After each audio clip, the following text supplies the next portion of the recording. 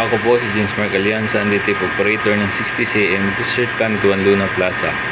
Nagamit lang po ito ng isang beses sa isang linggo kasi galing po ako sa leave. May total run na 20 meters. Ito po yung weight, kakapalitan po nito kahapon. Ito po yung cupping at wiper. Ganito naman po yung tamang pag-headlead. Tapos mag-headlead, panatiling punasan ng cupping, wiper. Ganito naman po yung tamang pag-nozzle check.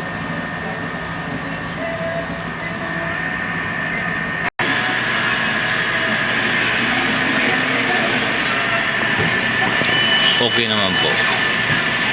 Ito po yung waste tank, kakapalit lang po nito kahapon, ground wire at ABR. Ito naman po yung ink tank, nasa tamang level lang naman po. Ito yung mga use ko at unused. Meron akong 5 film, 14 na white, 6 na yellow, 6 na black, 1 cyan, 3 magenta, 7 solution at 6 na powder. Ito naman po yung consumable monitoring ko.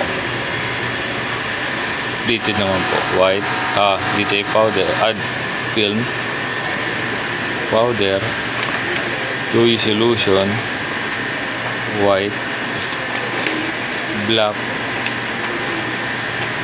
yellow, magenta, cyan.